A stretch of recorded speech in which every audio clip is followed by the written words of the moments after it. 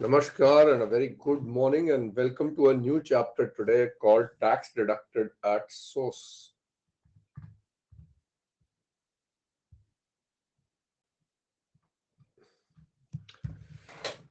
So what have we done till now? एक बार हम quick recap कर लेते हैं. हमने chapter 1 में क्या किया? Chapter 1 में I think we did a good recap. There is a structure of law that we did. It is what I called inter recap. Morning beta. Structure of law. फिर हमने करा basis of charge. We learnt about total income, residential status करा हमने, scope of income करा, deemed accrual की बातें करी. This was an important chapter. And then of course what did we do? We did rates of tax. यहां पर CA final. Morning बेटा. यहां पर सीए फाइनल लेवल की बातें हुई. सो अगर आपने ये बेसिकली इंटर रिकैप था. And here we did recap plus a lot of new questions. Now, अब हम चल रहे हैं chapter 2 की तरफ, which is probably one of the most important chapters in the practical world as well as the theoretical world. तो इसको देखते हैं एक बार. I want us to see what ICI tells us about this chapter. I think आप लोग article chip कर रहे हो, आपको पता है TDS सबसे important है. So ICI का अगर हम सिलेबस देखें तो उन्होंने, मैंने पहले दिन भी दिखाया था. But if we come over here, tax administration का second part है TDS, tax collection deduction at source. Total ये वाला 20 to 30 marks का है. But इसमें से if we go by the past records, paper angle से भी अगर मैं देखूं, ये जो मैंने modules बनाए हैं ये ICAI के modules की तरह हैं. So इनमें if you look over here, tax deduction at source, which is chapter 13 as per ICAI module, every year there is a 8-mark question roughly coming every year. So it's approximately 8 marks out of the 100 marks. Now, not just from the paper angle, बच्चों, but I think practically also एक chapter बहुत important है, and that is the chapter of TDS. So हम अब कुछ time लगाएंगे TDS पे and tax collection at source, which is becoming very important. Now, इसमें I will just show you. I think one of the biggest assets is memory. तो मेरा एक chart है लर्निंग द सेक्शंस का, which means इस chart में more और less like you know by now, आप लोगों को पता है मैं क्या करता हूं कि एक बार पूरा समरी करा देता हूं. So I first do the summary and then I go into detail. It's like the Google maps. दूर से पहले मैप देखेंगे ताकि अपने को दिख जाए हम इंडिया देख रहे हैं, and then we go down to the detail. अगर हम पहले डिटेल, हेलो बच्चों, अगर मैं पहले डिटेल से शुरू करूंगा तो मुझे पिक्चर क्लियर नहीं होगी. So in the first 2-3 days I will do the recap, the entire overview. Then बच्चों, since you are at CA final level, see my way of teaching is very simple. I have to train you to be a chartered accountant ताकि आप लोग हमारे profession का नाम रोशन करें, बेइज्जती ना करें. So बेयर एक्ट हम सारा पढ़ेंगे, but because I know we have to give the paper, bare act के साथ साथ आप देखोगे मैंने 7 बॉक्सेस दिए हुए हैं और हर बॉक्स में उस बेयर एक्ट का समरी है. सो इफ यू नोटिस, और फिर हम इलस्ट्रेशंस करेंगे, बट हम बेयर एक्ट जरूर पढ़ेंगे, जिसमें पढ़ने में शायद 10 मिनट एक्स्ट्रा लगते हैं, but after a little while you will all get so used to reading the bare act कि तुम्हें बेयर एक्ट से डर लगना बंद हो जाएगा. So similarly every section I will do the bare act and we will have a summary here. I am just showing you the notes. We will have a summary here, summary here, summary here. So ऐसा नहीं है कि आपको बाद में revision के time में ये एक एक लाइन पढ़ना पड़ेगा. You can just revise the pages. So I am the teacher who's of the view कि अगर लास्ट डे पे भी हमें सारे नोट्स रिवाइज करने का मन करे, हम कर सकें without having to read every line. We will just do it with the summary notes. But like I said, in today's world we do need summary notes. तो वो आपको मिलेंगे. मैंने कहा था चैप्टर वाइज समरी कराऊंगा, चैप्टर वाइज रिविजन कराऊंगा, और उसके आपको रिविजन स्लाइड्स मिलेंगी. That will come in the month of January for chapter 1 और chapter 2 का साथ साथ चलता रहेगा. So that will be built. Now let's start with TDS. Let's go to the basic concept of TDS. अब TDS किस पे करता है? अगर मैं एक ओवरव्यू चार्ट लूं, एंड ये मैंने मॉड्यूल के जो चैप्टर्स के लिंक हैं यहां पर पिन कर दिए हैं for all of you to take a print out. तो आप प्रिंट आउट ले सकते हो. फिजिकल कॉपी सबको मिलेगी, मेरा वादा रहा, पर थोड़ा सा मुझे टाइम दीजिए. I am trying to rework the notes, क्योंकि प्रिंटिंग होनी है, पब्लिशर को देने हैं, तो थोड़ा कलर ऐड करना है, उसमें बहुत टाइम लग रहा है. Even though there are 1 or 2 people sitting with me to do this, but अभी पब्लिशर का डिमांड है, वो कलर है, मेरे को भी लगता है चार्ट्स वगैरह और ऐड करने हैं, तो थोड़ा सा आप लोगों के लिए मेहनत हो रही है. पहले 2 मॉड्यूल्स में शायद थोड़ा टाइम लग जाएगा, but I am giving you the notes for your print out. ठीक है, प्लीज बेयर विद मी. ना सिस्टम ऑफ टीडीएस अगर मैं समझूं एक सिंपल एंगल से, वी से ड्यूरिंग दिस प्रीवियस ईयर जो भी बंदा पेमेंट कर रहा है किसी भी बंदे को, so there is a payer and there is a payee. Any payer making a payment to multiple payees will deduct their tax. When he deducts the tax, उसको पेमेंट करना है ऑफ टीडीएस, और पेमेंट होगा bank में, and then he needs to file a return for TDS giving the details of the payee, and this all goes to CPC Bengaluru. These payees will also be filing their return on the due date, और उस समय वो अपना total income निकालेंगे, tax निकालेंगे, और जो TDS उनका यहां पर कटा जिसका डिटेल रिटर्न में गया, उसका वो क्रेडिट लेंगे of TDS, and all this detail will come here. Now, in this computer or in the server in Bengaluru, there is artificial intelligence software running, which is actually correlating everything on your PAN. आपके PAN पे correlate कर रहा. Now, I want to show you one particular chart which we will be doing जब हम returns of income करेंगे. पर मैं आपको एक chart दिखाना चाहूंगा. So give me 1 minute.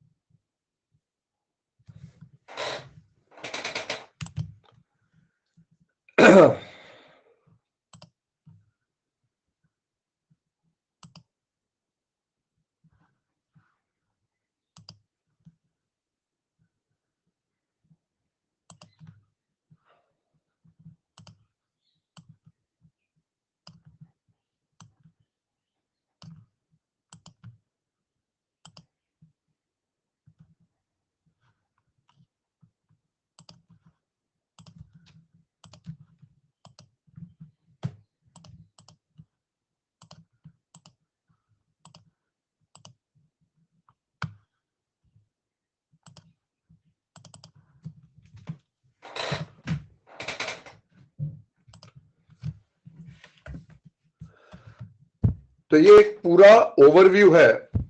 This is a complete overview of the entire story of TDS and TCS and returns of income and calculation of total income. So the entire story कैसे चलता है. While you are earning your income during the year, अगर मैं previous year 22-23 लूंगा, तो आपने जैसे जैसे पैसा कमाया, we all know that there is a system of advance tax that the government has.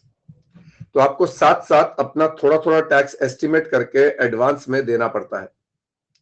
Now remember, whenever you are paying your taxes, I want you to differentiate between the challan and the return form.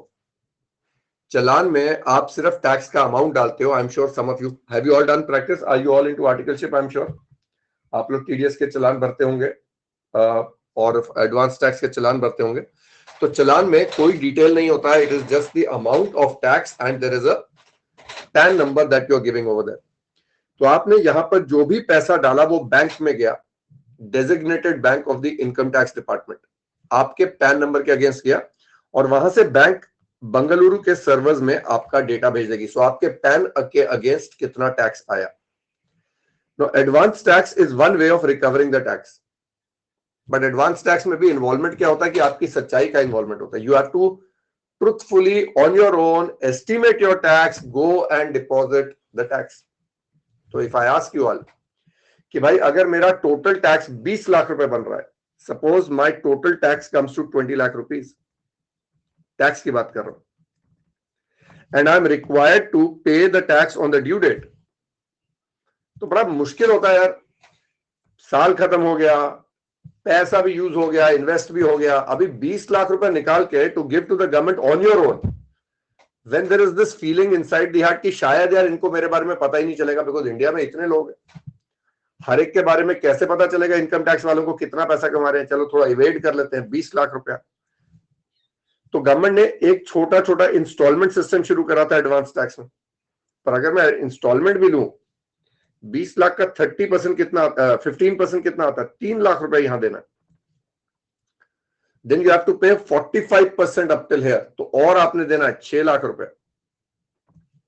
75% again you have to give another 6 lakh rupees here, and by the end over here you have to pay the balance. इतना ही आएगा ना यार? एक minute देख लेते हैं।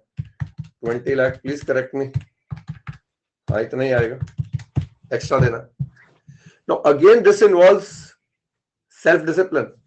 अरे खुद उठ के जाके 3 लाख रुपया, कहने वाली बात है बेटा, जब कमाओगे और खुद 3 लाख रुपए जमा करवाना होगा ना, तो अंदर से आवाज आएगी नहीं रहे, जमा नहीं करवाना है। तो ये भी involves what we call ईमानदारी। Therefore the government then starts coming up with another formula to trace your expenditure. Now they are going to trace two things. One is tracing your income, the other is tracing your expenditure. So आपकी income trace के लिए उन्होंने TDS और TCS निकाला। जो लोग आपको पैसा दे रहे हैं उन्हीं को बोला कि वो आपका टैक्स काट के गवर्नमेंट को दे दें, ताकि आपके हाथ में टैक्स आएगा ही नहीं। दैट इज वन वे। तो ये जबरदस्ती का रिकवरी मैकेनिज्म हो गया। It is what I say, the government of India has outsourced their recovery department to everybody who is making any payment, which is not entirely right, but चलो उन्होंने कर दिया। And then they are tracing your expenditure. How? There is a section 139A जो बताता है कौन सी transactions है जिनमें आपको अपना पैन नंबर कोट करना। For example, you go to buy a car, you have to give your PAN number. You go on a foreign trip, आप वहां पर अपना टिकट खरीदते हो, पैन नंबर देना। आप करेंसी एक्सचेंज कराते हो, पैन नंबर देना। शेयर्स खरीदते हो, डिबेंचर्स खरीदते हो। There are so many situations where whatever you are buying you have to quote your PAN. And हम लोग सोच रहे हैं अरे यार मैंने तो महिंद्रा वालों को पैन नंबर दिया, गवर्नमेंट ऑफ इंडिया को, इनकम टैक्स वालों को कैसे पता चलेगा? So at CF final level there is a statement of financial transactions, section 285BA। ये जो सारे आपसे आपका पैन नंबर ले रहे हैं, they have to report your details to the income tax department. If they don't report it, they are treated as assessee in default और उनको पेनल्टी लगता है। नाउ 285BA में सारा डिटेल यहां जाएगा। सो बेसिकली आपके खर्चों का डिटेल उनके पास पहुंच रहा है पैन नंबर पे, आपकी इनकम का डिटेल उनके पास पहुंच रहा है, आप खुद कुछ डिटेल एडवांस टैक्स के हिसाब से दे रहे हो। And then of course when the due date comes, you will be required to file a return. You will file a return in the forms ITR 1, ITR 2, जो भी फॉर्म होगा आपको एप्लीकेबल, आप डिटेल दोगे। Payment of tax will be on challans, इन चलान में आपका पैन नंबर होगा।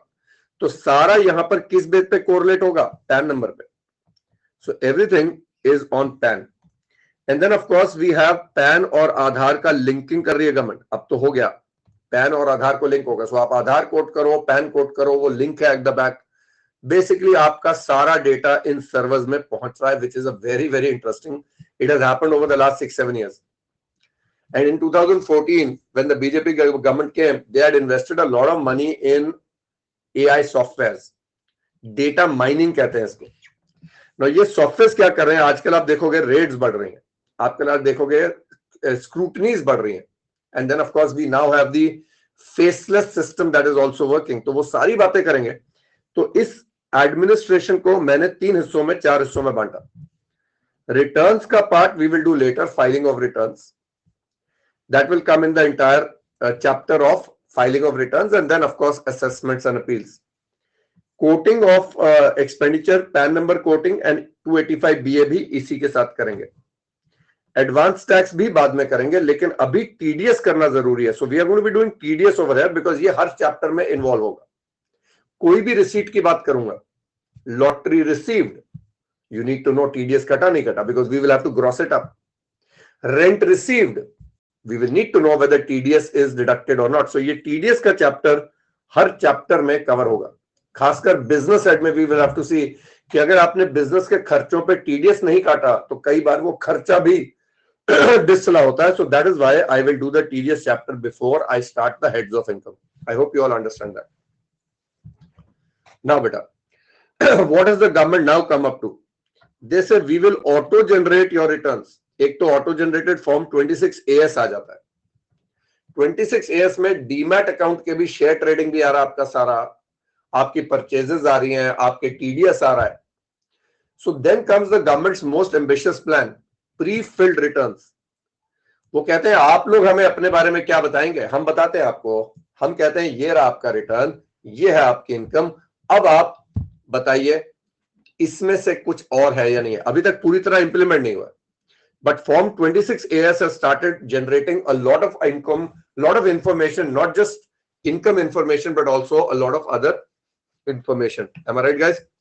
So ये हो गया हमारा पूरा system of how the government is tracing you. Then you also need to know GST department में क्या हुआ है. So if I look at the two things, GST में क्या हुआ है? GST में वी नो नाउ कि अगर आप इनवॉइसेस रेज कर रहे हो of more than 5 crore, you need to go to the e-invoice portal और आपको अपना एक एक इनवॉइस रजिस्टर करना पड़ता है इनवॉइस रजिस्ट्रेशन पोर्टल पे, और हर इनवॉइस का नंबर आता है invoice registration number. So is the government now tracing the route of the transaction. Look around you in society, maximum क्या किस तरीके से काम हो रहा है? Business.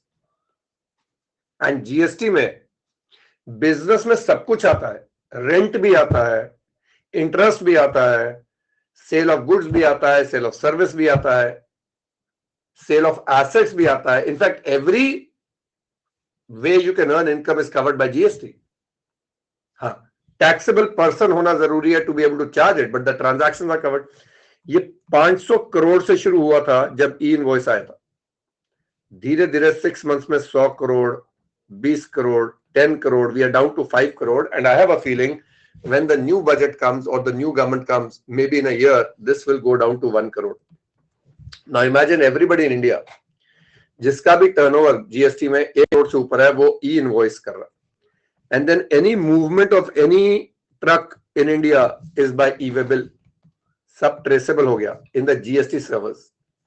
Now these GST servers have been linked to the income tax servers.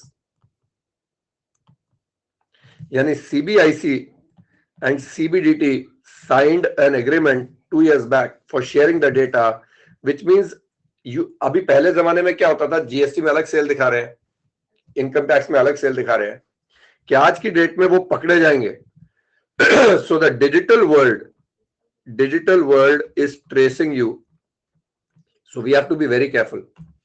Now पुराने जमाने में क्या होता था?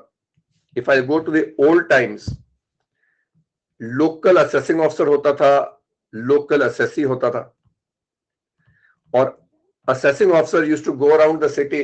उसका जो अपना एरिया एलोकेटेड है वहां देखता था क्या क्या नाम है, and then used to give a phone call to the person, call him over, और उसको बोलता था भाई लाओ मुझे दिखाओ अपने खाते, नोटिस भेजेगा ऑब्वियसली. बट रिमेंबर,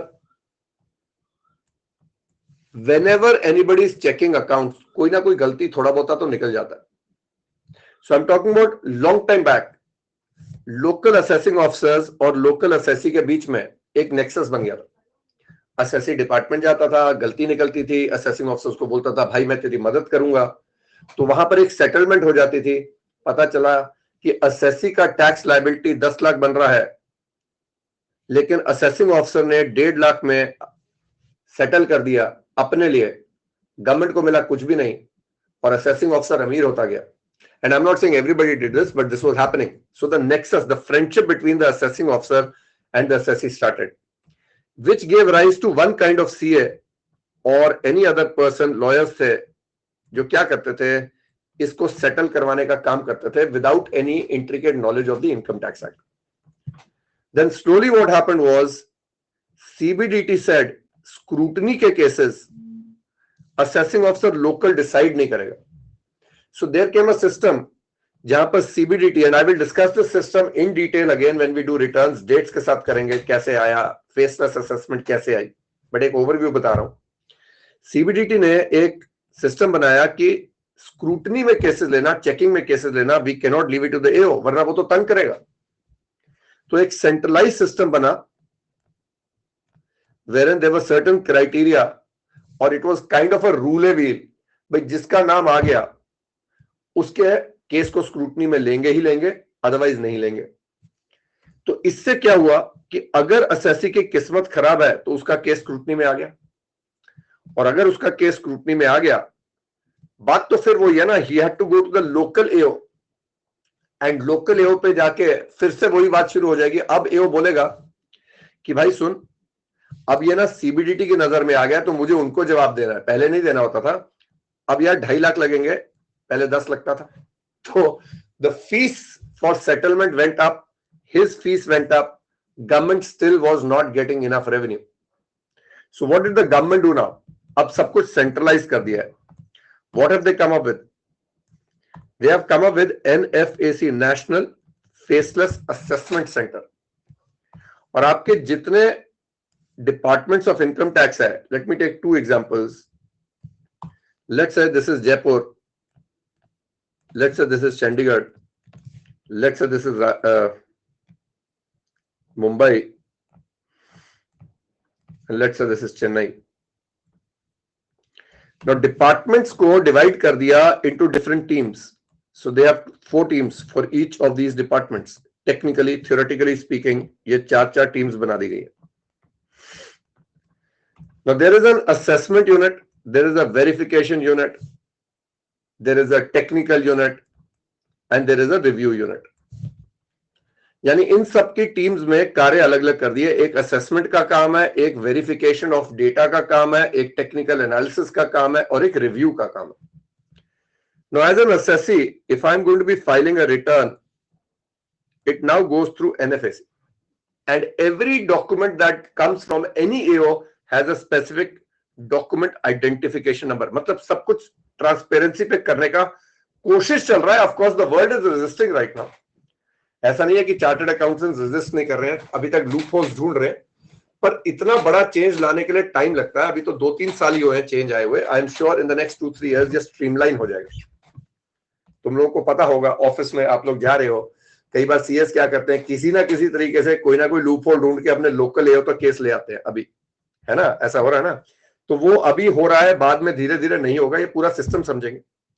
अब असेसी ने जब रिटर्न भरी, इसकी रिटर्न किसी ना किसी असेसमेंट यूनिट को चली जाएगी। Now this guy could be sitting in Bangalore, but his return could be going to someone in Jaipur. Now once that assessing officer asks a question, that question will come through NFAC to this assessee. जब जवाब देगा, it might go to the Jaipur AO, it might go to the AO unit in Chandigarh, you don't know. इस तरीके से इन्होंने कोई सवाल पूछा, आएगा, ये जवाब देगा। So basically the system is such that there might not be one assessing officer in the future who will be doing the assessment. It will be like a trail. जैसे आप एयरटेल में कॉल करते हैं, आपने अपना grievance डाला, पहली बार किसी ने सुना, उसने वहां पढ़ लिया कि यार क्या ग्रीवेंस था, वो पूरी हिस्ट्री पढ़ लेता है क्या हुआ, और वो दूसरे बंदे को जब आप करते हो उसको पता होता है आपने पीछे कॉल करा, however you did not talk to that person. ऐसा होता है ना एयरटेल में, ऐसा ही असेसमेंट में करने का इनका है। हाँ, so that is the basic idea बच्चे, पर अभी इंप्लीमेंटेशन में प्रॉब्लम आ रहा है, but obviously that is because people are not used to computers. कई लोग कहते हैं हम लोग कंप्यूटर में टाइपिंग या हमारा communication through computers is not as good, so too many loopholes right now, but in the future this is what is going to happen, this is the scheme. अब जब अभी सुनो, अभी क्या होगा, जब ये सारा चेकिंग हो गया, असेसमेंट हो गया, तो एक असेसमेंट ऑर्डर आएगा आपके पास, पर वो ड्राफ्ट ऑर्डर आएगा। पहले ड्राफ्ट ऑर्डर आता है, यानी आपको बोल दिया जाता है भाई ये ऑर्डर आ रहा है, चेक कर लो, अगर अभी भी कोई प्रॉब्लम है रेज कर लो। Because look at the problem, once the AO's order comes, then the litigation starts, CIT appeals, ITAT, high court, supreme court, सालों साल लग रहे हैं, इतना पैसा लग रहा है, government doesn't want to avoid, wants to avoid that, so they say here is your draft order, बता दो भाई, इसमें अभी डिस्कशन करनी है, कर लेंगे। बट एक ही समझो, जो एआई है that is also checking for red flags.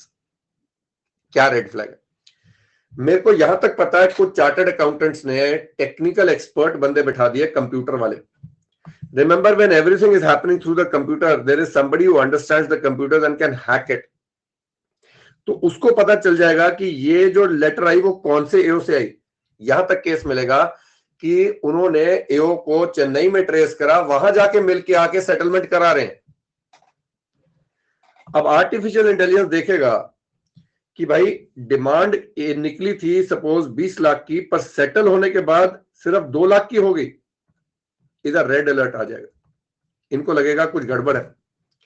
Now what this AI will do is, before this order is passed, it will send it to a review unit somewhere. भाई आप रिव्यू कीजिए कि इस order में कुछ गड़बड़ तो नहीं है। आप सोचो, आप चेन्नई में जाके असेसिंग ऑफिसर को पैसे खिला के आगे, केस सेटल करके आगे, फिर आपका केस कहीं और चला गया चेन्नई में, और फिर से रीओपन हो जाएगा। आई थिंक सिस्टम बहुत सही बनाया है, इंप्लीमेंट करने में टाइम बनेगा, and then of course the final order will come and then you will have to pay your tax. चलो, एक बार दिमाग में ये ओवरव्यू बैठ गया जो मैंने कराया आप लोगों को? हाँ, क्या ये ओवरव्यू बैठ गया? Are the others here as well? एक राहुल मेरे से बात कर रहा है, अगर कोई और है तो हाँ ना कर दीजिए।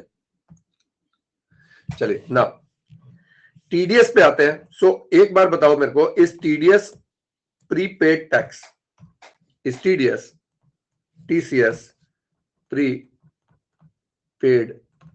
Tax? Yes, it's a prepaid tax. TDS कौन काटता है? Journal rules of TDS.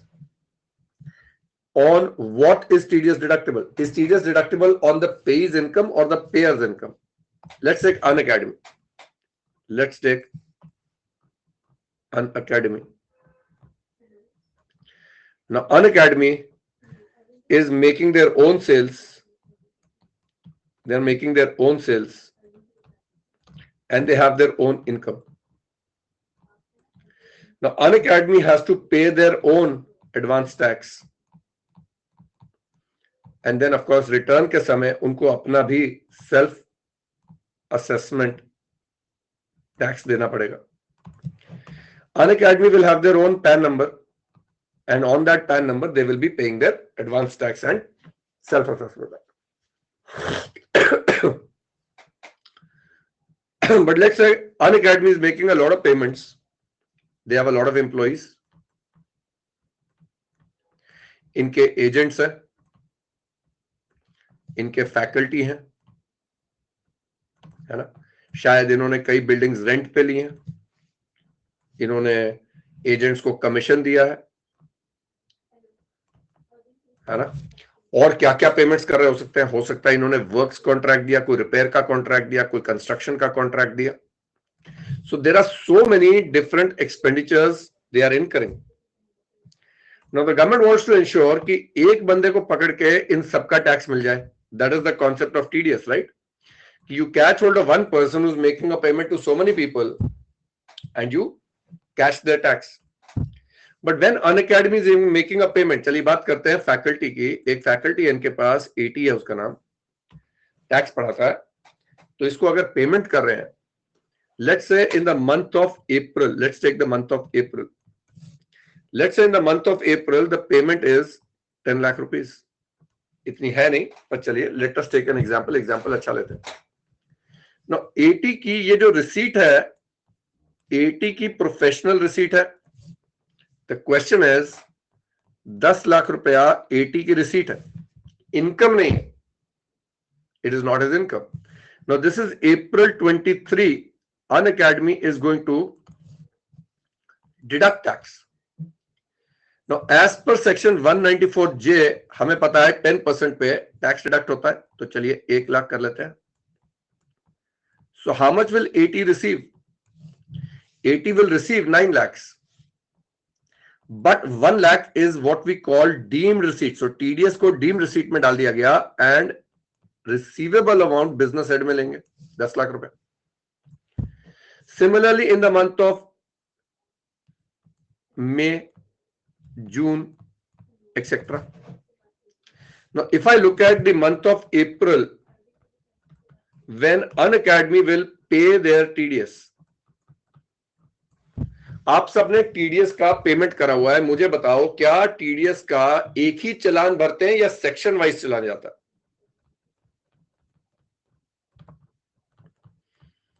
Section wise चलान जाता है।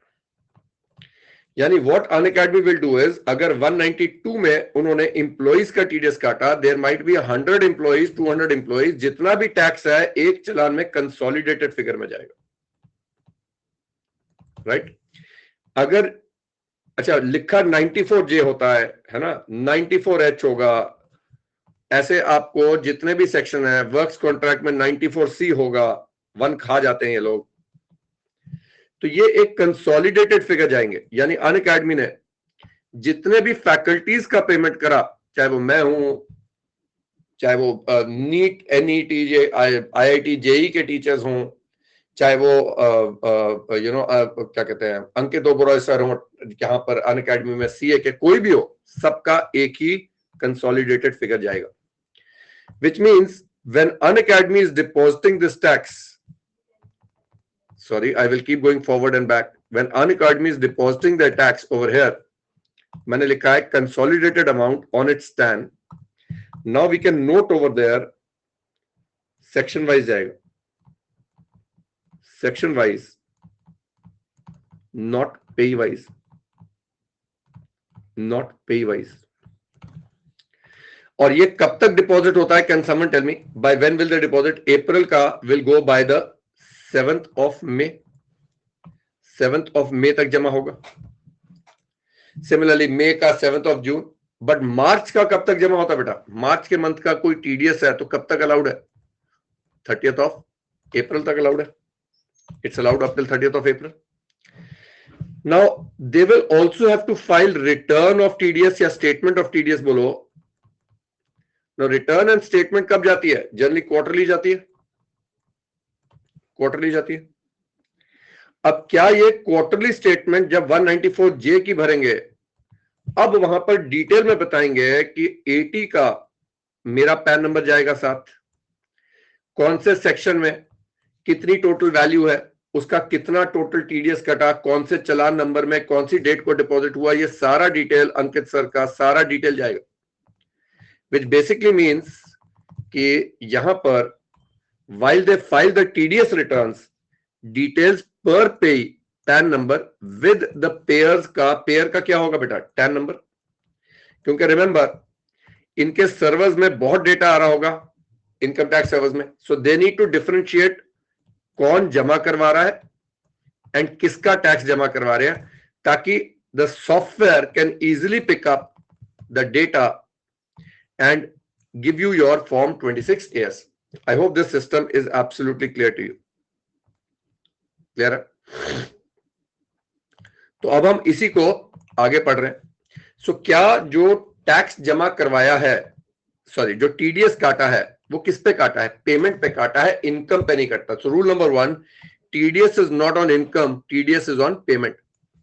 Now when I file my return, when I will file my return somewhere here, जब मैं अपनी रिटर्न भरूंगा यहां पर जाके, तो उस समय मैं बोलूंगा जी मेरी बिजनेस में जो रिसीट आई है from Unacademy, let's say is 1,20,00,000। Let's say I will claim expenditure, let's suppose I say my expenditure is 70 lakhs, so my income comes to 50 lakhs। मैं इंडिविजुअल हूं बेटा, मैं इंडिविजुअल हूं, तो अगर मैं स्लैब रेट पे टैक्स निकालूंगा, 15 लाख पे नील हो गया, 35 lakhs पे 30% प्लस 15 लाख पे 1.5 लाख हो गया। So my tax is coming to 12 lakhs। My total income is not more than 50 lakhs, no surcharge, so 12 lakh के ऊपर 4%, so my tax comes to 12,48,000। अब मैं बोलूंगा अनअकैडमी ने हर साल, हर महीने मेरा 1 लाख का टीडीएस काटा है, तो आई will claim the credit of TDS and deposit only 48,000। ठीक है ना बात? सो बेसिकली जो सिस्टम है वो ये है। TDS is deductible on the amount of payment and not on the income. However, her rule का एक एक्सेप्शन होता है। However, under section 192, TDS is on salary income, not on payment. Salary employees के लिए 192 ने बोला कि यार ये लोग तो कहीं भाग नहीं सकते, इन लोगों के तो कोई खर्चा भी नहीं है, स्टैंडर्ड डिडक्शन है एक सिर्फ 50,000 का, so there is no issue. तो एम्प्लॉयर को बोला इसका इनकम निकाल, सैलरी का इनकम जैसे वो बाद में निकालेगा, स्टैंडर्ड डिडक्शन भी दे। इनफैक्ट बाकी हेड्स के इनकम्स भी अगर इंप्लॉय आपको देता है डिटेल, वो भी ले लो। उसका कोई हाउस प्रॉपर्टी का लॉस है ओल्ड स्कीम में, वो भी सेट ऑफ कर लो। उसका ना टोटल इनकम निकाल लो और उस पर जो टैक्स बनता है मंथली हर महीने काटते जाओ, और मार्च के मंथ में सारा चेक कर लेना। अगर कोई एक्स्ट्रा बनता है तो एक्स्ट्रा काट के इसका यहीं पर ही खत्म करो सारा। सो सैलरीड एम्प्लॉय का किस पे कटता है? On, not on salary payment but on salary income. ठीक है sir. What are the payments liable to TDS? क्या हर पेमेंट पे टीडीएस कटवाया जा रहा है? नहीं sir, only on certain payments. But आपके इंटर से लेके फाइनल तक आने में, आपके इंटर से लेके फाइनल तक आने में कई सेक्शंस और ऐड हो गए हैं। आई थिंक इंटरमीडिएट में अगर 194O 194Q आप लोगों ने करा, डिपेंड्स ऑन आपने कब करी inter. There is a 194O, there is a 194Q। ये नए नए सेक्शंस आ गए हैं, RS, these are new sections that have come in. पहले जमाने में गुड्स की पेमेंट पे कोई भी टीडीएस नहीं कटता, गुड्स की पेमेंट पे कोई भी टीडीएस नहीं कटता था। अब गुड्स की पेमेंट पे भी टीडीएस कट रहा है। 194S आ गया, वर्चुअल डिजिटल एसेट की पेमेंट पे टीडीएस काटना। 194R आ गया फॉर पर्क्स ड्यूरिंग बिजनेस, ये जो इन्फ्लुएंसर्स वगैरह हैं। यानी धीरे धीरे the scope of these payments is increasing. पर अभी भी हम बोलेंगे चैप्टर 17B में जो जो पेमेंट्स आती हैं सिर्फ उन्हीं पे टीडीएस कटता है, not on every payment. So if a payment is technically not covered by chapter 17B, उस पे टीडीएस नहीं कटेगा। ठीक है ना। रेट्स ऑफ टीडीएस क्या है? इस साल से ऑनलाइन गेमिंग का 194BA आ गया, which of course becomes very very important. ये ड्रीम 11 है ना, ये आपके जितने गेमिंग वेबसाइट्स हैं इतना पैसा कमा रहे हैं, उन सब पे जीएसटी भी लग गया, उन सब पे इनकम टैक्स भी लग गया। So that is going to be a good question to discuss, which we will do in detail, पूरा बेराक पढ़ेंगे। रेट्स ऑफ टीडीएस क्या होते हैं? For example, if I say there is a section that says interest on securities 193 है, और I will help you memorize this, क्योंकि मेरे लिए memory becomes very important. So we will spend, I will teach you memory tricks to try and recall these sections without thinking. मैंने देखा है अगर मेरे से इंटर करी हो तो शायद आपको याद होगा, पर कई बार क्या होता है इंटर से करे हुए सेक्शंस याद नहीं रहते। So I have a memory technique and I will share a video with you जहां पर 20 minutes में ये सारे sections रिवाइज हो जाएंगे। ठीक है, but you will have to work with me a little harder, because सिर्फ समझने से बात नहीं बनेगी बेटा। आपको क्वेश्चन देखते ही ऑटोमेटिकली अगर जवाब नहीं आ रहा, that means we are in a problem, क्योंकि पेपर में 3 घंटे में ICAI is going to take you through 100 sections, so you should be able to recall ASAP. So my teaching methodology, what I try and do is also to make sure कि आपको memory में भी आ जाए। तो अभी मैं सिर्फ overview कर रहा हूं, मैंने जैसे बोला उसका डिटेल शुरू करेंगे। Now 193 is interest on securities. तो सोचने वाली बात है, इंटरेस्ट ऑन सिक्योरिटीज पेमेंट कौन करता है? कंपनी करती है सर। पर इंटरेस्ट ऑन सिक्योरिटीज किसको दिया जा रहा है? The debenture holder could be an individual, the debenture holder could be a company, the debenture holder could be a firm, the debenture holder could be an HUF. तो क्या ये लोग TDS अलग अलग रेट पे काटेंगे या बस 10% कटेगा? सिमिलरली 194J में you're making professional payment. You could be making a professional payment to an individual, proprietor, or to a partnership firm. Will you deduct TDS at different rates to different persons? No. So what is the rule? TDS के rates जो हैं बेटा are as given under the various sections. Such rates are not the rates of income tax for an assessee. तो 193 में अगर 10% लिखा है तो पेई कंपनी है, फर्म है, एओपी है, जो मर्जी है, रेट क्या रहेगा?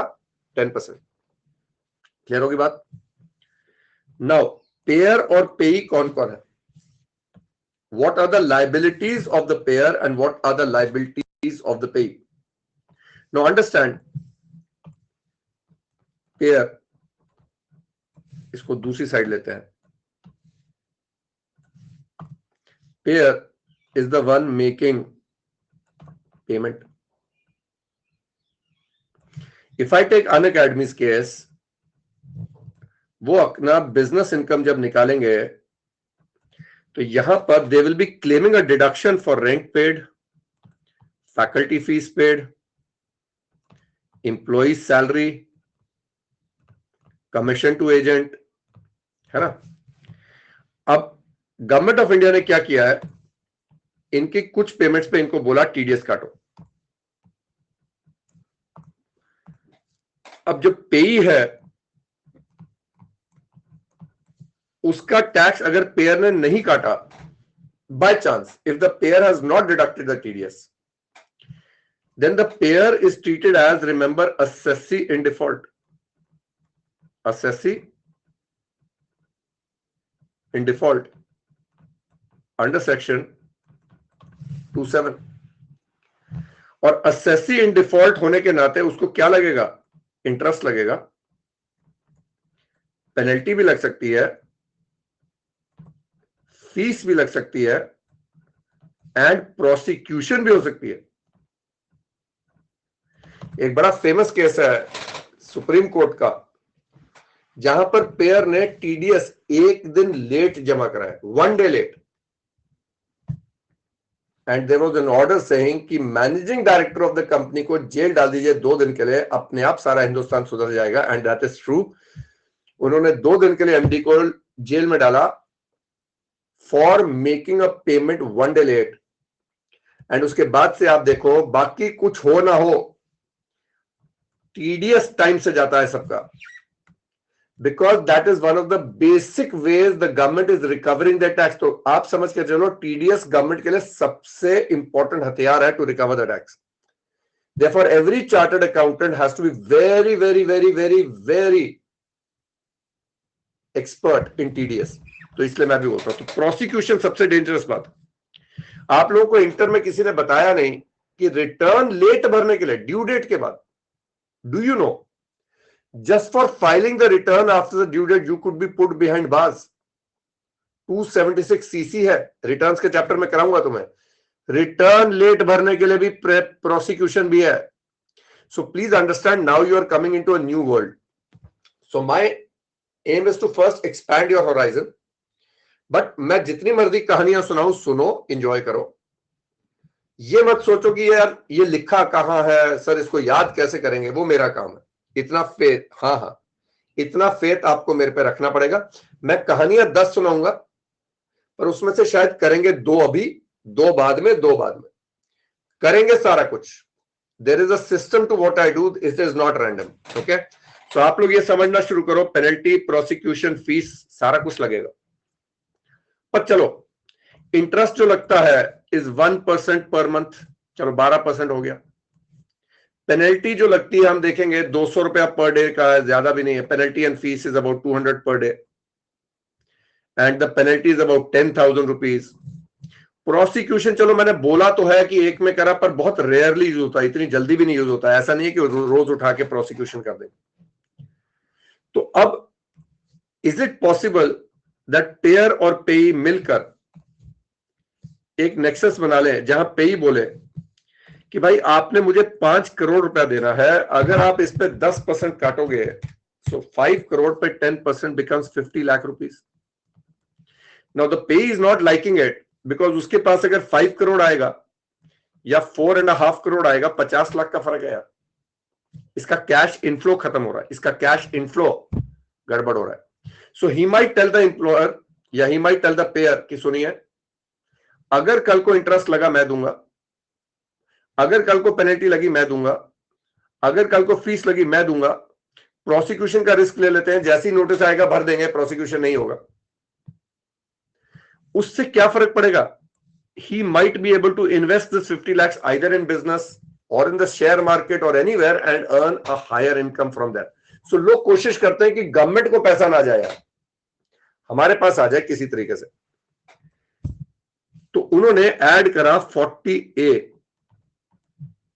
आपने इंटरमीडिएट में पढ़ा कि अगर ये वाले जो लोग हैं इन्होंने इस खर्चे पे टीडीएस नहीं काटा, in addition to these 4 things, this expenditure may be disallowed, खर्चा भी डिसअलाउ हो जाएगा। अब सोचो ये 5 करोड़ का खर्चा अगर इनके प्रॉफिट में एड बैक हो गया, suppose I am saying 5 crore, then इसके ऊपर 30% टैक्स पड़ जाएगा इनको। तो अब तो it will dissuade them from not deducting TDS as well. So TDS पे देखो कितना स्ट्रिक्ट है, सिर्फ पेनल्टी इंटरेस्ट प्रोसिक्यूशन पे नहीं रुके हैं, खर्चा भी डिसअलाउ करने की बात कर रहे हैं।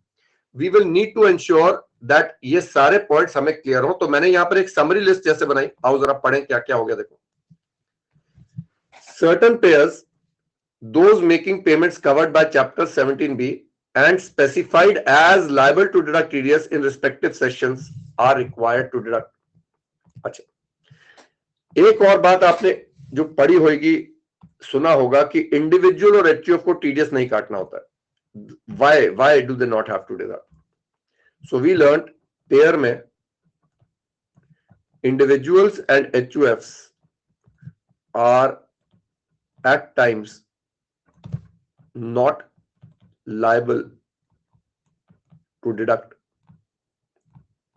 TDS. Why?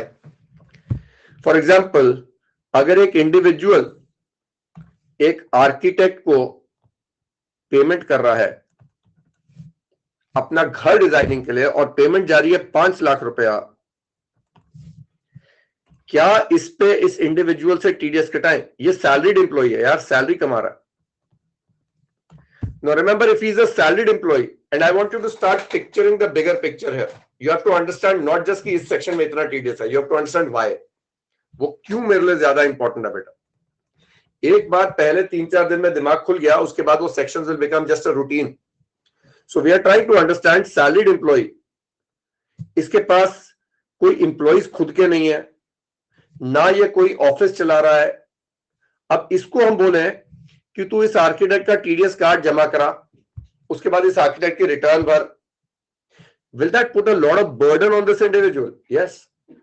So the government obviously cannot expect everybody in the country to do their tax collection because TDS is nothing but tax collection on behalf of the government. तो वो तो ये नहीं हो सकता ना कि पूरा हिंदुस्तान हर इंडिविजुअल लगा हुआ है, मैंने रेंट पे करा, चलो टीडीएस काट के जमा कराए, फिर रिटर्न भरे। तो लॉजिकली उन्होंने बोला पेयर अगर इंडिविजुअल और एचयूएफ है, even if the payment is covered under a respective section, इनसे टीडीएस नहीं कटवाएंगे। पर एक चीज बोलो, क्या गवर्नमेंट का इस चक्कर में लॉस हो रहा है? रिकवरी नहीं हो रही। इस 5 लाख पे टीडीएस नहीं मिला आर्किटेक्ट का, क्या गवर्नमेंट का लॉस हो रहा है? बिल्कुल हो रहा है। तो धीरे धीरे इन्होंने रूल्स चेंज करते गए। कहते हैं अगर इंडिविजुअल एचयूएफ का turnover is more than 1 crore या प्रोफेशन का receipt is more than 50 lakh, तो इनको हम टीडीएस कटवाएंगे। ऐसा क्यों बोला? क्योंकि अगर उनका टर्नओवर 1 करोड़ से ऊपर है, यानी ठीक ठाक बिजनेस है भाई, टर्नओवर तो बिजनेस का ही होता है, इंप्लॉइज भी होंगे, जहां तुम इतने और बुक कीपिंग कर रहे हो, एक हमारे लिए भी कर लीजिए। तो उन्होंने बोला इंडिविजुअल और एचयूएफ अगर उनका turnover in the immediately preceding year इससे ज्यादा है तो उनको टीडीएस काटना होगा। तो this is the logic behind why individual and HUF are at times not required, sometimes they are required, पर ऑब्वियसली इसका डिटेल अभी करेंगे। बट अभी पहले मैंने क्या बोला, one step at a time. And specified as liable to deduct TDS, we will have to check in the respective sections are required to deduct. The payer must deduct TDS as per chapter 17b. The payer must deposit it as per due date under 200 subsection 1, which is 7th of next month. अगले page पे मैंने due date under subsection 1 भी दिया हुआ है, देखो जरा।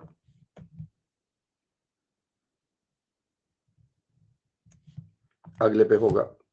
Yeah. So when is TDS deductible and when is TDS to be deposited? Now this is due date under 200 subsection 1. 7th of the month following the month in which TDS was deductible, where the amount relates to the month of March, then by 30th of April. पहले अभी इसको टिक करते जाते हैं, एक एक चीज खत्म करते जाते हैं। अब आता है टीडीएस डिडक्टेबल कब होता है? When is TDS deductible?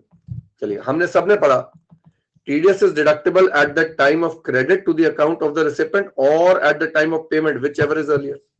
इसका क्या मतलब हुआ? नाउ आपके क्लाइंट ने एक एंट्री पास करी है interest account to interest payable, interest account to interest payable. Let's say the entry is for 10 lakh rupees and this entry is on 7th of October. So the question is, क्या इस समय payment हो गई? मैं दूसरा एक entry ले लेता हूं, मैं सिर्फ सिंपल एंट्रीज ले रहा हूं, टेक्निकल एंट्री नहीं है. Interest payable to bank, let's say on 9th of December. यानी आपने खर्चा बुक करा in the month of October लेकिन पेमेंट करी in the month of December. When is TDS deductible sir? At the time of credit. The question is how do you deduct it? कैसे deduct करोगे आप? Sir एक simple entry और पास करनी है आपको टू टीडीएस पेबल और यहां पर आपको 10% अगर है तो आपको ये ले लेना है.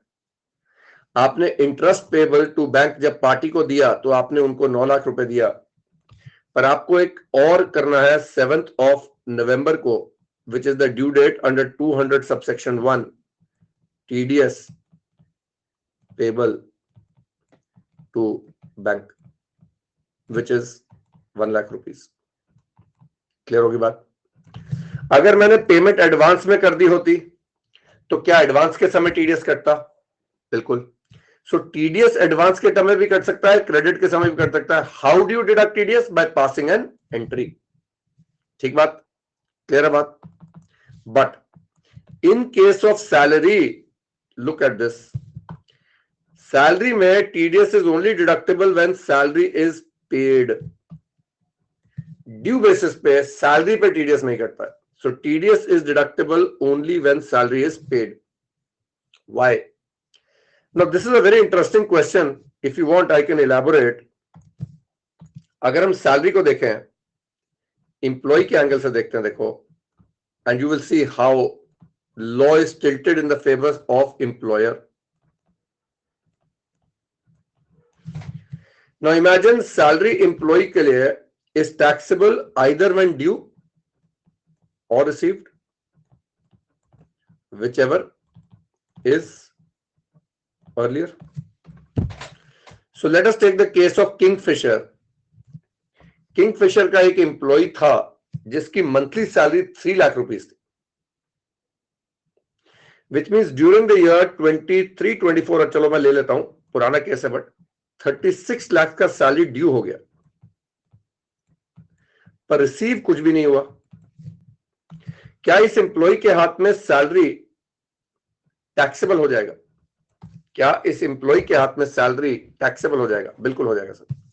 इसमें से एक स्टैंडर्ड डिडक्शन मिलेगा और 35,50,000 पे टैक्स बनेगा. Now ideally what should have happened was while the employer was making a payment of salary April, May, June 23, July, August, September, October, November, December, January, February, March 24 तक employer को TDS काटना चाहिए था. But आप देखोगे employer की कोई liability नहीं है टीडीएस की, क्योंकि उसने पे ही नहीं करी. कोई लायबिलिटी नहीं है. लेकिन एम्प्लॉयर को उसकी बिजनेस इनकम निकालते समय हम 36 लाख का पूरा डिडक्शन दे रहे हैं because he is following mercantile system. So उसको डिडक्शन पूरा मिल रहा है, उसने पैसा एक भी नहीं दिया, एम्प्लॉय के हाथ में पूरा टैक्सेबल हो रहा है हालांकि उसको पैसा एक भी नहीं आया, और टीडीएस नहीं कटा यानी एम्प्लॉयर ने टैक्स भी नहीं दिया, यानी एम्प्लॉय को एडवांस टैक्स देना होगा. और एडवांस टैक्स ना देने के लिए इंटरेस्ट भी लगेगा, पेनल्टी भी लगेगी ना. उसके पास पैसा 1 रुपया भी नहीं आया बट उसको 35,50,000 पे अगर टैक्स देना पड़ जाए. Let's do the calculation.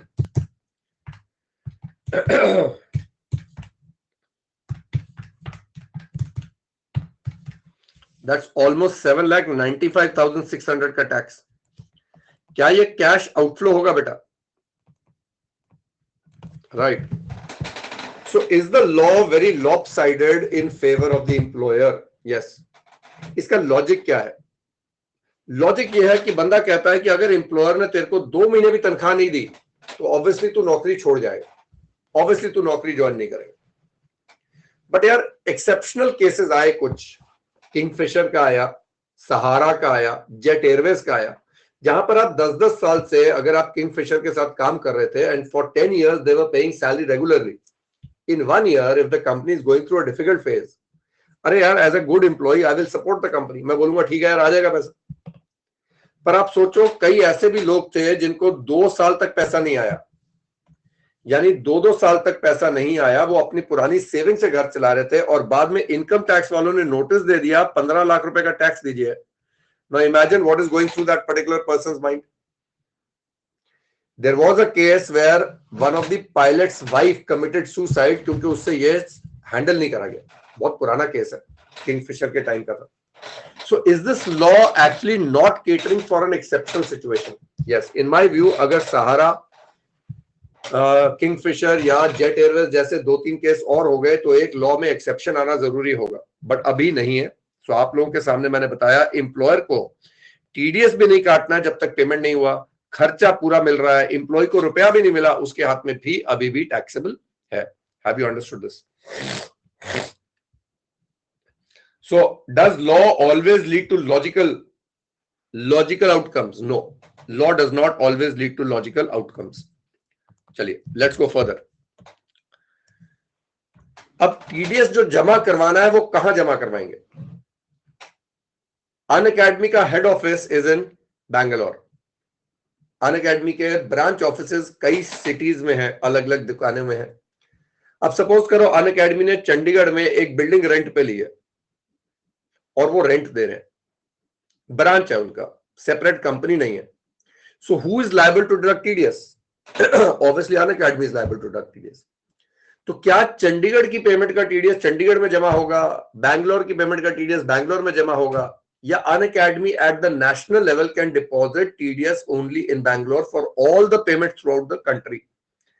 आपका क्या आंसर है? What is your answer? So obviously यार income tax is a central act, तो आप कहीं से भी कर सकते हैं, सेंट्रल है. The regional office of the assessee company at Kolkata deposited TDS for payments made in Balasore at the income tax department Kolkata. TDS can be deposited from any office of the company. Remember income tax is a central act. Income tax is a central act, तो आप कहीं से भी जमा करा सकते हैं. The payer must file the TDS returns giving of TDS details, giving details of the payee. Payee का क्या जाएगा? PAN number. The payer must apply for a tax deduction account number, TAN number. The payer must give certificate of TDS to the payee. ये तो आजकल auto generate हो रहा है, website पे ही मिल जाएगा. If the payer fails to deduct, दो बातें हैं, और after deducting fails to deposit. Please keep this two separate, बाद में धीरे धीरे दोनों में फर्क करेंगे. आपने काटा नहीं या काटने के बाद जमा नहीं कराया, he will be treated as an assessee in default and liable to interest, fee, penalty and और prosecution, and is also liable to proceedings for recovery from the department of income tax to recover such amount of TDS. तो ये सारी बातें penalty, prosecution के section में करेंगे. Failure to deduct TDS can also lead to at times disallowance of expenditure. This will be checked under each head of income. House property में भी एक सेक्शन है जो बताता है. बिजनेस हेड में 2 सेक्शन है, अदर सोर्सेज में है. Obviously we will discuss in heads. मैंने जितना कुछ ओरल कराया वो सारा यहां पर आपको बता दिया मैंने. दिस पर्टिकुलर रेलेवेंट डेट्स वाला सेक्शन में धीरे धीरे एंड में एक बार टिक कराऊंगा. The recipient receives the amount of payment less the amount of tax required to be deducted at source. Such amount of TDS which has been paid to the account of the central government on behalf of the payee shall be a deemed receipt. Deemed receipt का section है 7 और मैंने कहा था अलग अलग chapters के साथ कराऊंगा. तो TDS is a deemed receipt. यानी अगर सीए को 9 लाख रुपए मिले after deduction of 1 lakh rupees, while computing his business receipt, we will take it as 10 lakhs. Now, in the papers, please remember, इसको नोट कर लेंगे कहीं पर, आप लोगों को कई वर्ड्स दिए होते हैं, जैसे for example you will be given lottery, और he might have written lottery received, और he might have written lottery net. Now in तीनों केसेस में करना क्या है? You must be very clear of what you are suppose to do. अगर lottery लिखा है तो ये ग्रॉस अमाउंट है. अगर लॉटरी नेट लिखा है तो ये तो आफ्टर टीडीएस ही है. नाउ प्लीज रिमेंबर, अगर लॉटरी लिखा है तो ग्रॉस अमाउंट दिया है पर टीडीएस कटा होगा. Therefore, like I did in the rates of tax chapter, मैंने आपको बताया था टैक्स लाइबिलिटी अलग चीज है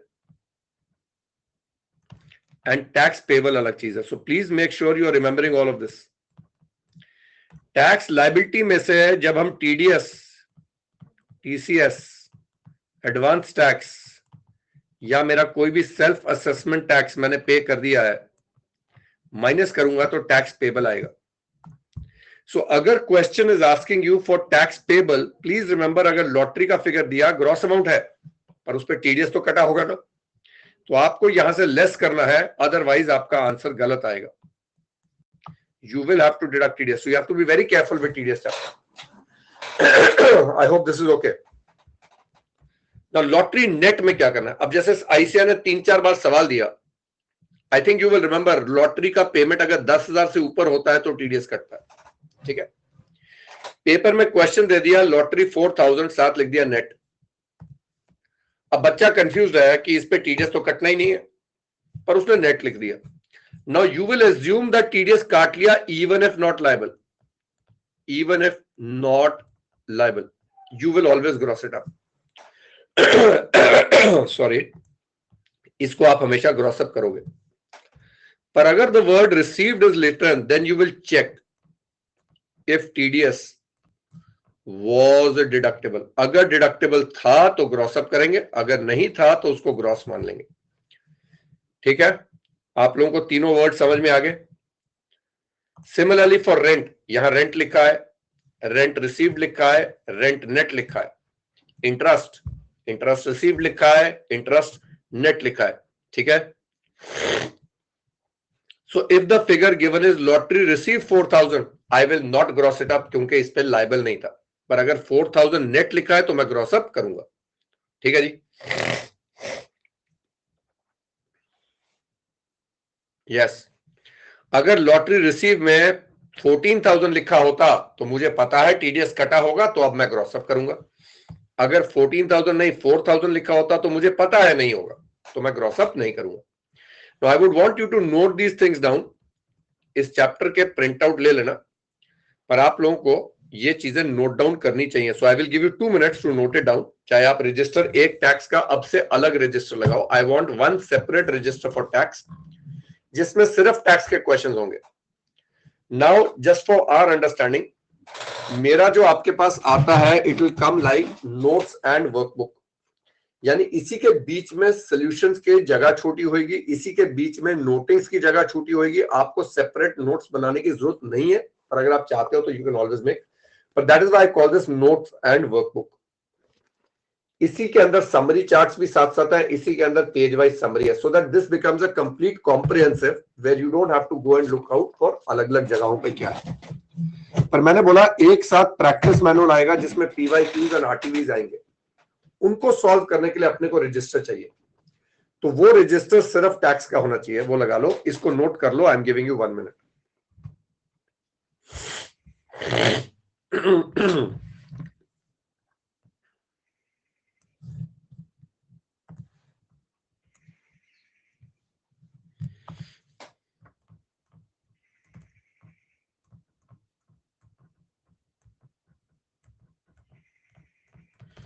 जब हो जाए तो बता देना, डन हो जाएगा.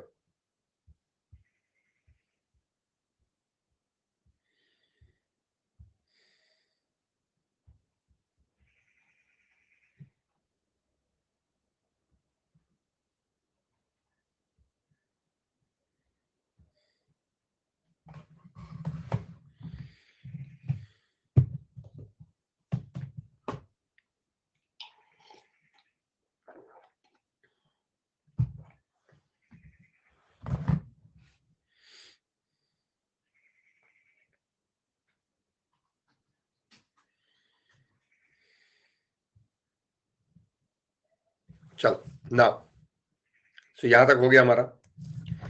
Now there are certain exempted incomes. Remember, TDS is income of the payee. अब पेई की इनकम अगर इंडिया में टैक्सेबल ही नहीं है, then of course there is no liability to deduct TDS.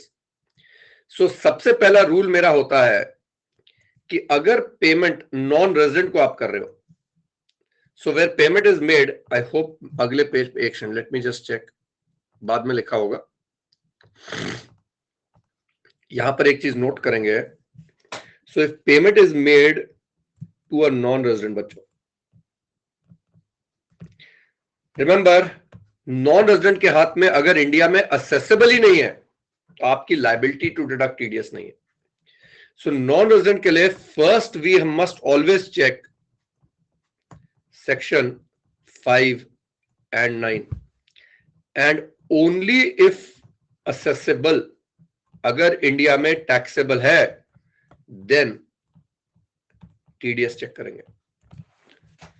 Now for example, अगर आपको क्वेश्चन में आता है कि X limited has purchase raw material from John and company of USA, और जॉन एंड कंपनी से आपने 20 लाख रुपए का रॉ मटेरियल खरीदा जो आपने अपने बिजनेस साइड में डिडक्शन ले लिया, और नीचे लिखा है एडिशनल इंफॉर्मेशन में no TDS was deducted. So we need to know was it deductible. अब रॉ मटेरियल का है, इनका बिजनेस कहां है, यूएसए में. एक्रू कहां हो रहा सर, आउटसाइड इंडिया. रिसीव पैसा, I am assuming payment was made outside India. Is this covered by deemed accrual sir, no. Neither in 911 there is no business correction, there is no asset in India, salary वाले नहीं आएंगे. 914 is dividend, 5 is interest, 6 is royalty, 7 is fees for technical service, 8 is gifts. कहीं नहीं आ रहा है, यानी ये फॉरेन रिसीट है, और क्योंकि ये फॉरेन रिसीट है, there is no liability to deduct TDS, therefore this is absolutely okay. तो अगर यहां पर आपने इसको डिसअलाउ कर दिया तो गड़बड़ हो जाएगा. So remember, the business side which I am going to start next is very closely linked to TDS chapter. So ध्यान से समझते जाइए.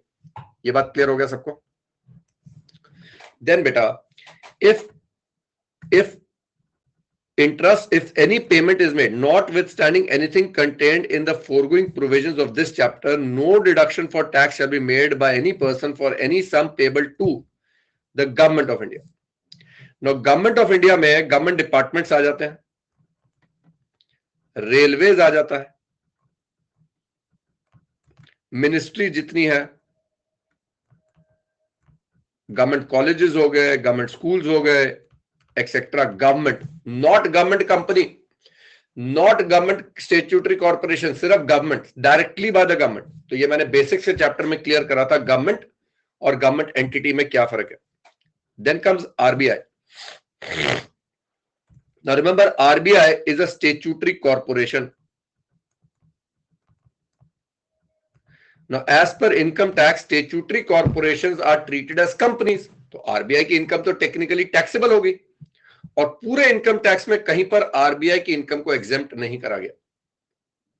However, under the RBI Act, it is written that it is exempt from income tax. So obviously, RBI को आप income tax नहीं लगा सकते, पर टेक्निकली आपको पता होना चाहिए कैसे. जब आप जीएसटी एक्ट पढ़ते हैं, I am sure you are doing indirect taxes as well, RBI जो सर्विस दे रहा है उस पे जीएसटी लग गया. अभी पहले एग्जेम्प्ट होता था. So when the RBI act came, GST act नहीं था ना, तो ऑब्वियसली आरबीआई को जीएसटी से एग्जेम्प्ट नहीं करा गया था. But under section 11 of the CGST act, RBI जो सर्विस देता है उस पे एग्जेम्पशन करी गई थी, वो विड्रॉ कर ली उन्होंने पिछले साल. So you have to understand, different acts are different. So why is income of RBI exempt? Because RBI act में लिखा है कि आरबीआई को इनकम टैक्स नहीं लगेगा. Any statutory corporation which is exempt from income tax, अगर आप उनको पेमेंट कर रहे हो तो उसके ऊपर टीडीएस नहीं काटना आपको. जिसको पेई को अगर आप पेमेंट कर रहे हो और टीडीएस नहीं काटना. Then comes mutual fund. बच्चों, now what are mutual funds? I think understand mutual funds. I'm sure at CA final level I don't have to tell you what mutual funds are. Mutual funds are basically portfolio managers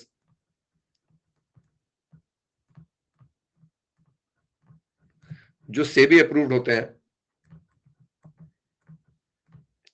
and there are separate companies incorporated under the Companies Act. Now they invest in a lot of different shares. So let's say इनकी अलग अलग schemes आती हैं, scheme 1 है, scheme 2 है, and so on. Basket trading कर लीजिए. So each scheme will be like high growth scheme है, तो ये न्यू कंपनीज के शेयर्स में लगाएंगे हाई ग्रोथ में. लेट्स से 70% न्यू कंपनीज में है, 30% उनका ब्लू चिप में है या डेट में है, तो डेट म्यूचुअल फंड आते हैं जिसमें डिवेंचर में ज्यादा पैसा लगा, और ये भी अलग अलग कंपनीज में लगा ले, basically spreading the risk. Now what mutual funds issue is what we call units of mutual fund. तो आप इस स्कीम के यूनिट्स खरीद सकते हो, आप इस स्कीम के खरीद सकते हो, अलग अलग स्कीम्स के आप म्यूचुअल फंड के यूनिट्स खरीद सकते हो. These units can be traded on stock exchange as well. तो इनका टैक्सेबिलिटी का बात करेंगे जब हम करेंगे when we do capital gains. But in the hands of the unit holder, जिसने म्यूचुअल फंड्स में पैसा लगाया, इसको दो रिटर्न्स आ रही है. एक आ रहा है कैपिटल गेन्स, और दूसरा इसके ऊपर रिटर्न ऑन आ रहा है, return on, which means when any of these companies give dividend, ये डिविडेंड किसके हाथ में आएगा? म्यूचुअल फंड के हाथ में, और वो आगे दे देंगे. Now this dividend in the hands of the mutual fund की income is fully exempt under section 10(23)(d). But when the mutual fund pays return, that is also called dividend. This is taxable in the hands of the shareholder, which means जब ये companies payment कर रही हैं, there is no TDS. Why? क्योंकि mutual funds की income exempt है. पर जब म्यूचुअल फंड आगे दे रहा है तो इसके ऊपर टीडीएस काटना पड़ेगा, हमें देखना पड़ेगा, because this is taxable in the hands of the unit holder. This is बच्चों also called at final level pass through status. Pass through status यानी उन्होंने इनको एग्जेम्प्ट कर दिया for their incomes, but they are going to be taxing the actual investor who is investing through them. ये same concept will also be applicable today in something called REITs, Real Estate Investment Trust. उनका भी क्या होता है, जैसे mutual fund आपका share market में पैसा रिटेल इन्वेस्टर से ले रहा है, and you have to understand the importance of these. Retail investor, एक टाइम पे Indian stock market was so dependent on FIIs कि अगर FIIs पैसा नहीं लगाते थे तो हमारी स्टॉक मार्केट और इकोनॉमी डाउन हो जाती थी, FIIs लगाते थे तो हमारी मार्केट अप जाती थी. One of the brilliant master strokes was, सही है, आपने हर छोटे छोटे गांव में रहने वाले को, शहर में रहने वाले को एक दिमाग में डाल दिया कि स्टॉक मार्केट में पैसा लगाओ, हमारी स्टॉक मार्केट ऊपर जा रही है, ज्यादा लॉस नहीं होगा, सही है. And mutual funds are giving a return of minimum 10 to 11% over the last so many years. अब आप देखोगे anyone you know will have a SIP going on. एक SIP चल रही. आज इंडियन स्टॉक मार्केट में रिटेल इन्वेस्टर इतना पैसा लगा रहा है कि हमें FIIs का जरूरत है तो सही, पर पूरी तरह डिपेंडेंट नहीं है. That is why you see the Indian stock market going up and every stock market following.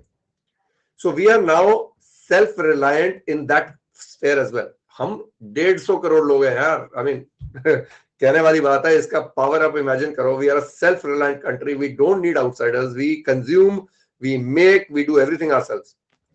Similarly, if I want to buy land in a mall, I want to buy a shop in a mall, मेरे पास कितना पैसा नहीं है. So अब REITs आ गए हैं जो real estate में सेम काम करते हैं like mutual funds. Then there are InvITs we will talk about. Securitization trusts हैं आपके CA फाइनल में, सारा कुछ सिलेबस में है. नए नए कॉन्सेप्ट निकल रहे हैं, उनका हमें टैक्सेबिलिटी देखना है, but most of them will have a pass through status. But complicate होता जाएगा ना लॉ. म्यूचुअल फंड का सबसे सिंपल लॉ है, इसलिए यहां करा रहा हूं. रीट्स का बहुत कॉम्प्लिकेटेड लॉ है. भाई आपने रीट्स ने जब पैसा लगाया, उन्होंने लैंड बिल्डिंग बेचा, कैपिटल गेन्स हुआ, उनको रेंट आ रहा है, उन्होंने आपको रेंट दिया, उन्होंने आपको कैपिटल गेन्स का हिस्सा दिया, अलग अलग टैक्सेबिलिटी होगी, सारी बातें करेंगे। इन्वेस्टर के हाथ में क्या टैक्सेबिलिटी होगी, रीट्स के हाथ में क्या टैक्सेबिलिटी होगी, ये सारी बातें करनी पड़ेगी। Similarly for invest, similarly for securitization trust. So ये अलग से सीरीज आएगी on special taxation of pass through status. सबको बात समझ में आ गई? सबको बात समझ में आ गई? बट अगर इन सबकी इनकम एग्जेम्प्ट है, अगर इनकी इनकम एग्जेम्प्ट है, तो इनको जब पेमेंट आएगी उस पर कोई भी टीडीएस नहीं कटेगा। That is a common trade. तो यहां पर मैंने लिख दिया mutual fund. Mutual funds enjoy the pass-through status. Incomes earned by mutual funds are not chargeable to tax, but the dividend declared by the mutual funds will be taxable in the hands of the unit holder. Then we have a new pension trust, Atal Pension Yojana. ये क्या है? This is one of the largest pension trusts in the country.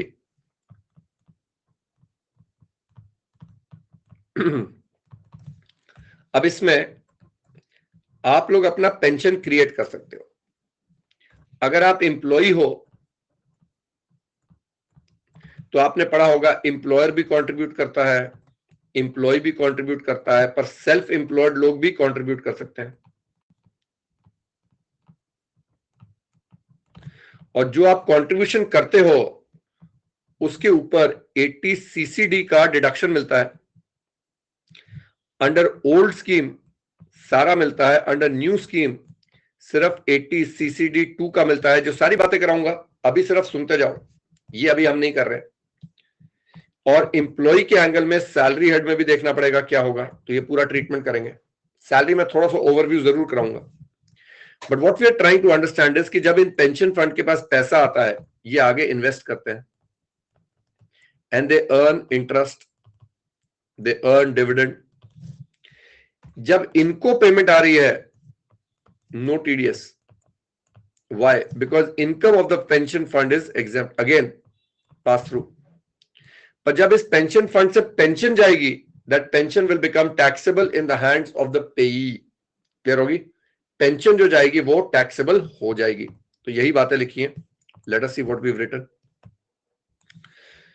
NPS is a market-linked voluntary contribution scheme that helps you save for your retirement. The scheme is simple, systematic, flexible and is one of the most efficient ways of boosting your retirement income. बहुत famous हो गई है, सारे लोगों के पास होती है। Taxability, income of NPS is exempt from tax. Individuals contributing to NPS can claim deduction under 80CD if opting for own scheme. Pension received from NPS is fully taxable. And यहाँ लिख लेते हैं न्यू स्कीम में only 80 CCD 2 का deduction मिलता है, which is employers contribution. तो चलिए, I think this part is clear. So what we have done today is a basic overview of the entire provisions of TDS. अब जरा क्या करना है मेरे को आपके दिमाग में ये पूरा चार्ट एक बार दिमाग में डालना है, one step at a time.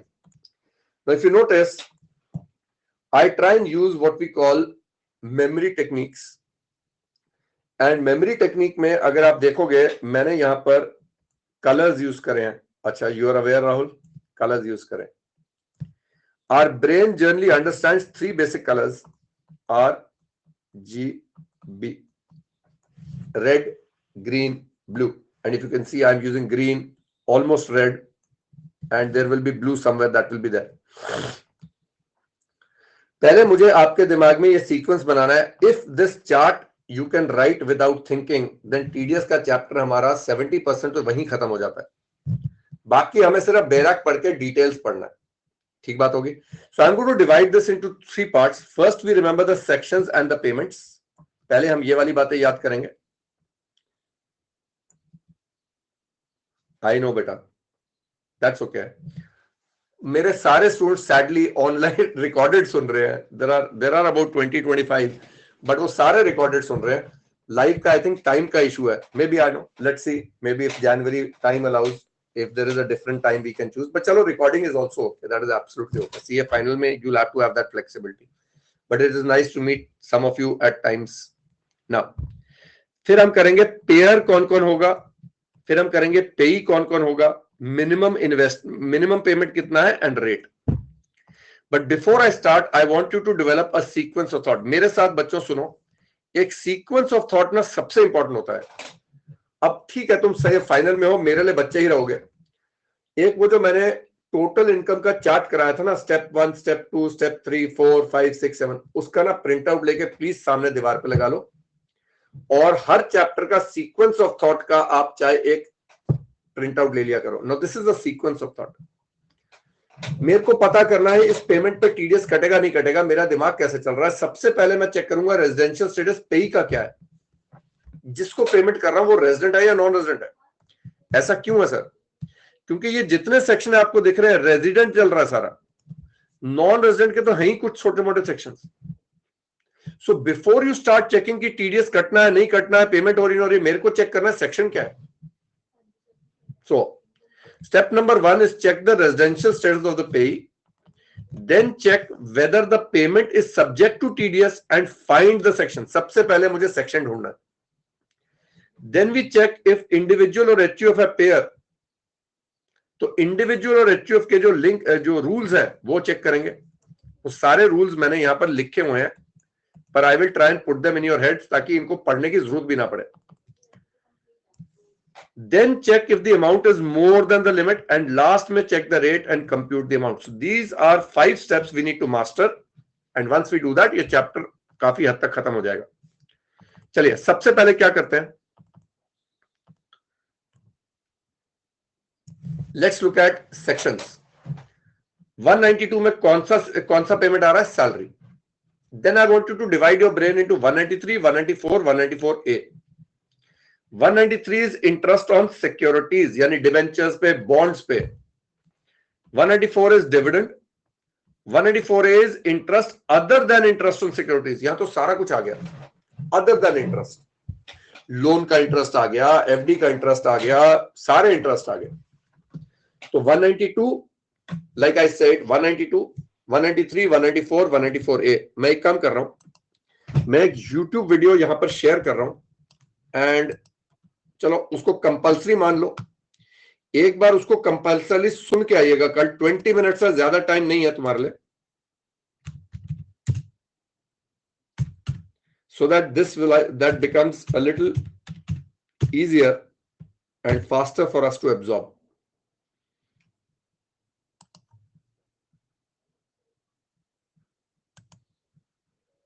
Okay, so ये रहा video, and I want you to watch this video today before you come tomorrow, ताकि अपने को एक बार माइंड मैप में ये सेक्शंस याद हो जाएंगे, फिर मैं इनको अच्छी तरह से दिमाग में स्टेबलाइज कर दूंगा. Let's keep going. अब 3 सेक्शन आ गए. बी, ये एक नया सेक्शन आ गया, फाइनेंस एक्ट 23 ने डाला, and BB. So B, BA and BB. B is winning from lottery, BA is winning from online gaming, and BB is winning from horse races. So B, BA, BB, and I'm sure you can see them अलग से. आप notice करोगे यहाँ red line भी लगा हुआ है. I'm trying to make an image. Now remember, everything that you remember is in images. So कई बार तो मैं अपने बच्चों को ये भी बोलता हूँ कि सिर्फ स्क्रीन पे देखो या उस चार्ट को देखो और उसका एक इमेज बनाओ दिमाग में, ताकि पेपर में आई एम श्योर कभी ना कभी हुआ होगा आपके साथ, कोई पॉइंट भूल गया, याद नहीं आ रहा है, और when you sit back, आंखें बंद करा और वो ना एक इमेज याद आ जाती है पेज की, एंड सडनली रिकॉल हो जाता है सारा. Now, so I am going to try and put a lot of charts inside your head, ताकि CA फाइनल का जो जाइगेंटिक सिलेबस है अपने को याद रहना चाहिए. ठीक है ना बात? आओ 194 DGNH. Now D is Insurance Agents Commission, G is Lottery Agents Commission, H is Other Commission. So D is Insurance Agents Commission, Lottery Agents Commission, and Other Commission. DGNH. I, rent है, land, building, plant and machinery, furniture and fixture. Whether separately or together, just keep putting these lines inside your mind. Subconscious learning जो होती है ना, उसमें क्या होता है कि आप उसी चीज को इतनी बार रिपीट कर दो कि बिना सोचे आ जाए. तो वो जो लाइंस मैं आपके दिमाग में डाल रहा हूं वो बाद में रिकॉल में बहुत फायदा होगा. So try and have faith and understand कि समटाइम्स स्टूडेंट्स फील कि सर जो आप पढ़ा रहे हो वो ऑटोमेटिकली याद रह जाता है. अगर आपके साथ अभी तक ऐसा नहीं हुआ तो आगे बहुत होना शुरू होगा, क्योंकि अभी तक तो हम रिकॉल कर रहे थे. बट क्यों होगा? Because we are trying to make that repetition, that subconscious intuition. So in class sometimes मैं सवाल पूछूंगा, कई बच्चे कहते हैं सर तुक्का मारते हैं, तुक्का सही आ रहा है. वो तुक्का नहीं है. वो तुक्का मारने के लिए, तुक्का मतलब गेस मारने के लिए भी आपका बहुत सारा डेटा बिल्ट हो रहा है, which is your subconscious mind data. ठीक है. So work hard with me, not just on understanding it but also on memorizing, because memory children is your basic asset is memory. So क्या हो गया?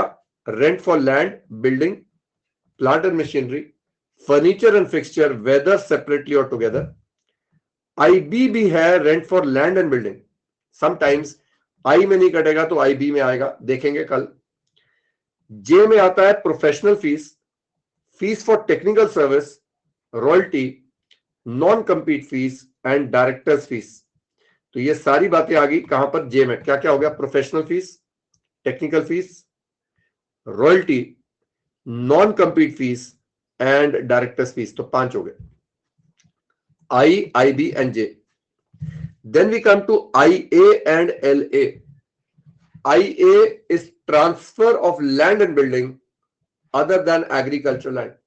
जितने भी लैंड बिल्डिंग का cell हो रहा है ये आगे. इनफैक्ट इस सेक्शन के आने के बाद प्रॉपर्टी मार्केट ऐसे नोज डाइव करी थी कुछ सालों के लिए. 194 LA, compulsory acquisition of land and building other than agricultural land. 194 C is works contract. Then आता है 194E for payment to non resident, non citizen, sports persons and entertainers. ये जितने अभी इंडिया में आईपीएल खेलने आएंगे क्रिकेटर्स, खासकर वो लोग जिनको इतना पैसा दे दिया हम लोगों ने, जो हमें हरा के गए वर्ल्ड कप. चलिए जो भी है, मिचेल स्टार्क को ऐसा दिया कि हर ओवर के लिए एवरी ओवर ही गेट 60 लाख रुपीज है. गलत बात है यार. एनीवेज, तो वो उसको हम यहाँ पर टैक्स की बातें कर रहे हैं, तो उसको टीडीएस जो काटना होगा 194E में आएगा. So we will talk about that. And other payments to non resident, balance are covered here to non residents. अब जो सेकंड पेज वाले हैं इनको छोड़ दो, अभी अपना काम है इसको याद करना. सो मैं चाहूंगा पहले आप लोग ये वीडियो देख कर आओ एक बार, ये आपके दिमाग में वीडियो से रिकॉल भी होगा, कुछ बैठेगा. Then tomorrow we will work on this. ठीक है जी, चलो take care, see you tomorrow, bye bye.